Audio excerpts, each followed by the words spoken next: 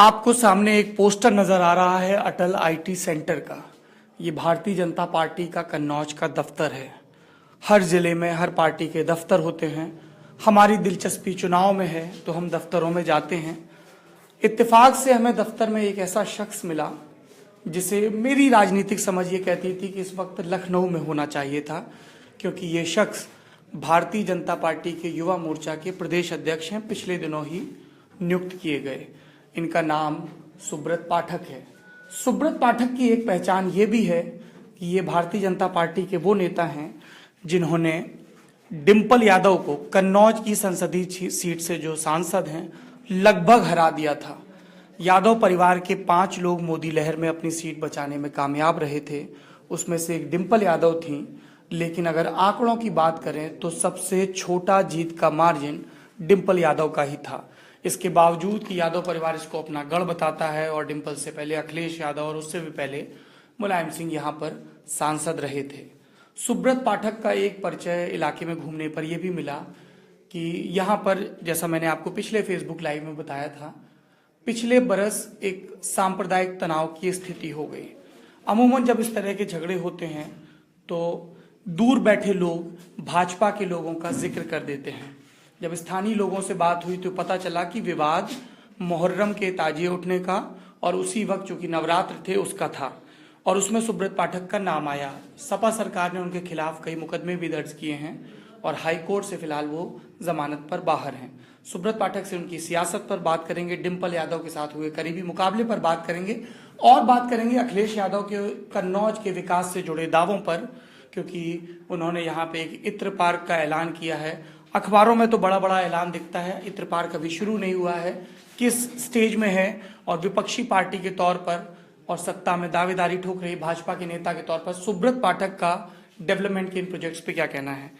पाठक जी, सबसे पहले तो आपको बधाई। एक युवा नेता हैं आप, 37 बरस की उम्र है आपकी और आपको भारतीय जनता युवा मोर्चा का प्रदेश अध्यक्ष बनाया गया। ये बताइए सबसे पहले कि पिछले बरस हुआ क्या था जिसकी वजह से आपके खिलाफ इतने मुकदमे दर्ज हुए। देखिए, यहाँ के ऊपर एक सांप्रदायिक घटना हुई थी। नव दुर्गा विसर्जन यात्रा निकल रही थी। नव दुर्गा विसर्जन यात्रा के ऊपर कुछ अराजक तत्वों ने हमला कर दिया। उस हमले के बाद में यहाँ के जो लोग, कुछ लोगों ने जो उस यात्रा को रोक दिया कि जब तक भाई हमलावर अगर पकड़े नहीं जाएंगे, क्योंकि उसमें एक श्रद्धालु मारा गया था, महेश कुशवाहा, बड़ा गरीब परिवार का व्यक्ति था, उसकी हत्या हो गई थी। एक के और गोली लगी थी, वो बड़ा गंभीर रूप से घायल था। खैर भगवान ईश्वर ने उसको जीवन उसका बचा लिया। तो इन सब चीज़ों को लेकर यात्रा रोक दी गई। दूसरे दिन यहाँ का जो पुलिस जो एसपी था उस समय पर, वो पूरा ही उसका समाजवादी मानसिकता का व्यक्ति था। उस एसपी ने उस जो महेश कुशवाहा की डेड बॉडी जो है, वो चूंकि डेड बॉडी उसकी पोस्टमार्टम हाउस से उसके घर नहीं आने दी, जबकि उसके सारे नाते रिश्तेदार और सारे लोग वहाँ घर पर आए हुए थे। तो मैं गया, मैंने कहा ये भेदभाव क्यों, क्योंकि इससे पहले भी एक दंगा हुआ था। उस दंगे में एक मुस्लिम की व्यक्ति की एक उसमें हत्या हुई थी, तो उसकी डेड बॉडी पोस्टमार्टम से वापस उसके घर आई थी, लेकिन इस कुशवाहा की डेड बॉडी जो है उस घर नहीं आने दी। तो हमने इसका विरोध किया। हमने भाई डेड बॉडी तो घर जाने दीजिए। तो उन लोगों को पता नहीं क्या, उन लोगों ने सोचा कि इसकी डेड बॉडी घर नहीं जाने देंगे या जो है वो, खैर वो डेड बॉडी उन्होंने घर नहीं आने दी। और मेरे विरोध के बावजूद भी प्रशासन ने पूरी तरीके से जो है एक पक्षी कार्रवाई करते उसकी डेड बॉडी सीधे वहां से जाके शमशान घाट पर ले गए। इसके विरोध में कन्नौज की पब्लिक बेकाबू हो गई और प्रशासन के ऊपर उसने हमला किया। तो वहाँ प्रशासन के लोगों के ऊपर जब हमला हुआ, डीएम के ऊपर पथराव हुआ, एसपी के ऊपर पथराव हुआ, जो मकरंद नगर क्षेत्र में जहाँ का वो व्यक्ति था। इन सब चीज़ों को जोड़ते हुए चूंकि हमें लगता है कि उनको मौका चाहिए था। जिला पंचायत का चुनाव चल रहा था। जिला पंचायत में भारतीय जनता पार्टी काफ़ी अच्छा गेन कर रही थी। हमारे सात लोग चुनाव जीते भी थे। तो उस मामले से तुरंत हमको जोड़ते हुए, और हमको जोड़ा किस घटना से, 5 जुलाई की घटना से, जो 5 जुलाई को एक दंगा यहाँ के ऊपर और हुआ था, वहाँ की घटना से जोड़ते हुए हमारे खिलाफ एनबीडब्ल्यू लिया। मेरे यहाँ छापा आपा भी डाला गया। रात में पुलिस आई, हमको कन्नौज छोड़ना पड़ा। तो कन्नौज छोड़ा हमने। तो कन्नौज छोड़ने की वजह से 8-9 दिन जो जिला पंचायत में हमारे चले गए, हमको लगता है कि अगर वो 8-9 दिन ना मेरे गए होते तो निश्चित रूप से कन्नौज में जिला पंचायत का अध्यक्ष भी भारतीय जनता पार्टी का होता और यहाँ पर कम से कम 3-4 ब्लॉक प्रमुख भी हमारे जीत जाते। तो खैर इन सब चीज़ों से मुझे लगता है कि मेरा गुनाह सिर्फ इतना रहा कि मैंने मुख्यमंत्री की मलिका के खिलाफ चुनाव लड़ा, और तो मुझे कुछ नहीं लगता है। ये ठीक रहा कि आप खुद ही डिम्पल यादव का जिक्र ले आए, हालांकि आपने तंज के अंदाज में जिक्र किया कि वो मुख्यमंत्री की मलिका। ये भी है, सियासत में ऐसी छीटाकशी होती ही रहती है। अभी पिछले दिनों ही मैं आपको अटल बिहारी वाजपेयी का किस्सा सुना रहा था, जब वो बजट के दौरान भाषण दे रहे थे 1991 में, और मनमोहन सिंह की तरफ देखते हुए उन्होंने गालिब का शेर पढ़ा था, आह को चाहिए एक उम्र असर होने तक, कौन जीता है तेरी जुल्फ के सर होने तक। डिम्पल यादव के साथ आपका मुकाबला रहा। कुछ आपके समर्थक कहते हैं कि भैया तो चुनाव जीत ही गए थे, प्रशासन ने हरवा दिया। आपका क्या कहना है, क्या था वो चुनाव में करीबी मुकाबला, जीते हारे, गड़बड़ी हुई नहीं हुई, क्या हुआ? देखिए, ये बात तो बिल्कुल सही है कि वो जो चुनाव था वो कन्नौज की जनता बनाम उत्तर प्रदेश की सत्ता का चुनाव था, और निश्चित रूप से कन्नौज की जनता हमारे साथ थी। और मैं बड़े विश्वास के साथ में ये बात कहता हूँ कि वह चुनाव हम जनता से नहीं हारे। लोकतंत्र की सारी मर्यादाओं को तोड़ते हुए अखिलेश यादव के नेतृत्व में यहाँ के शासन, प्रशासन, जो धांधली, जो खुराफात, जो बदमाशी, मुझे लगता है कि पूरी प्रक्रिया वोट बनाने से लेकर और वोट गिनाने तक कोई भी प्रक्रिया स्वच्छ नहीं थी। और मैं ही नहीं, यहाँ सारे लोग जानते हैं। निश्चित रूप से उस वजह से कहीं ना कहीं चुनाव गड़बड़ हुआ, और मैं विश्वास के साथ में कह सकता हूँ कि जिस दिन भी कन्नौज के अंदर निष्पक्ष चुनाव होगा, डिम्पल यादव की तो बात छोड़ दीजिए, स्वयं अखिलेश यादव लड़के देख लें। बड़े नेताओं के खिलाफ ताल ठोकने का एक फायदा ये भी होता है कि आप बड़े कैनवस पर नोटिस में आ जाते हैं।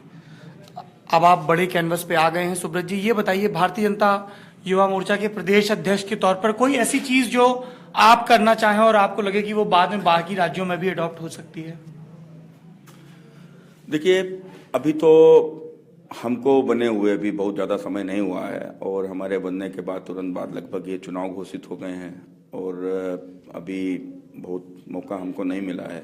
लेकिन हाँ, एक युवा मोर्चा का जो दायित्व पार्टी ने जो हमको दिया है, एक लकीर खींच के जाना चाहता हूँ कि निश्चित रूप से उत्तर प्रदेश के नौजवानों ने नरेंद्र भाई मोदी को देश का प्रधानमंत्री बनाया है।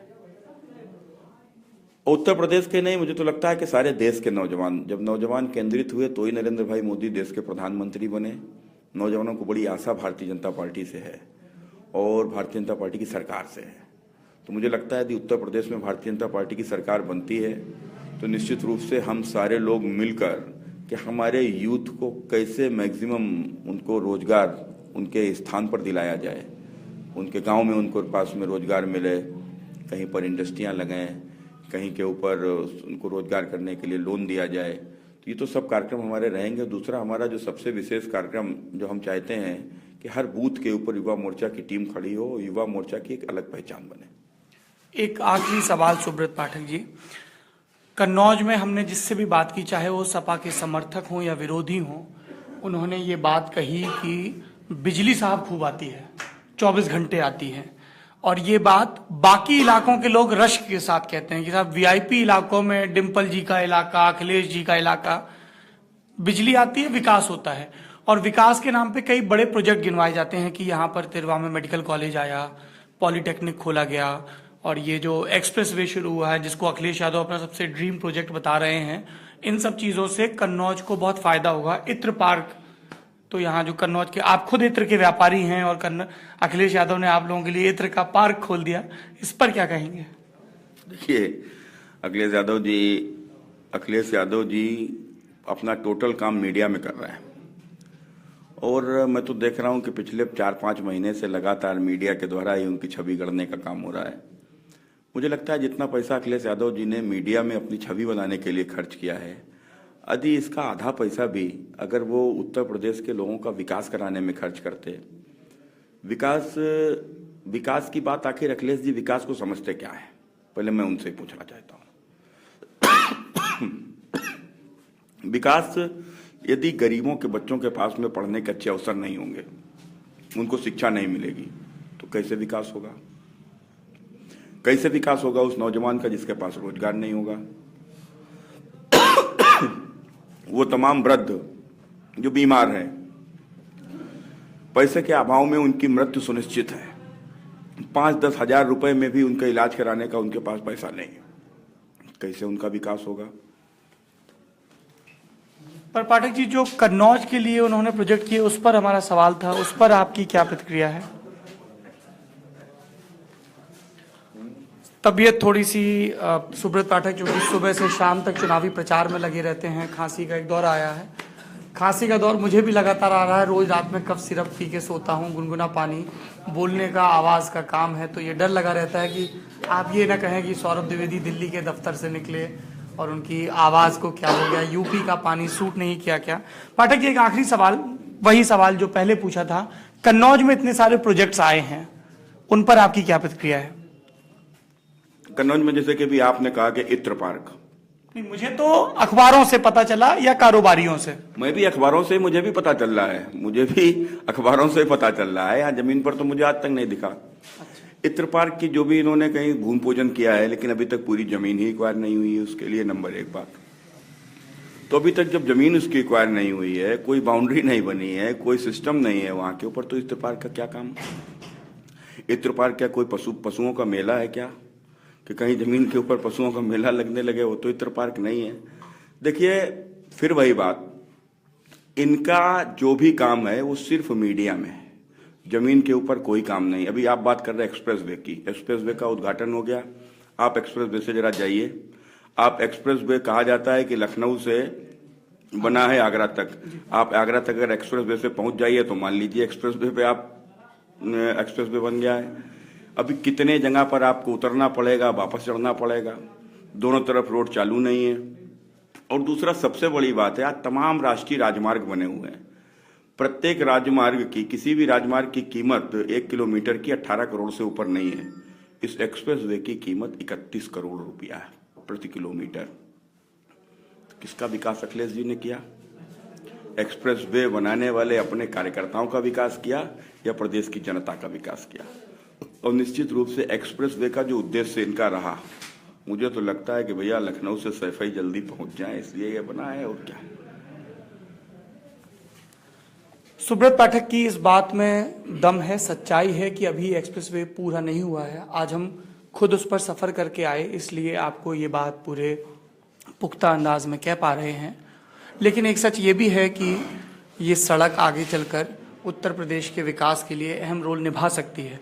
उसमें खर्चा कितना हुआ ये बिलाशक जांच का विषय हो सकता है, किन लोगों को फायदा हुआ, किन को नहीं हुआ, या उसका मॉडल क्या रहा। हालांकि दूसरे राज्यों में इस सड़क का उदाहरण दिया जा रहा है कि जब जमीन एक्वायर हुई तो किसी भी तरह का विवाद नहीं हुआ, जो कि अमूमन इस तरह के बड़े प्रोजेक्ट्स में होता है। सुब्रत पाठक ने अपने हिस्से की कहानी, अपने हिस्से की सियासत बताई। एक और किस्से के साथ, एक और नेता के सियासी हिस्से के साथ हम फिर हाजिर होंगे।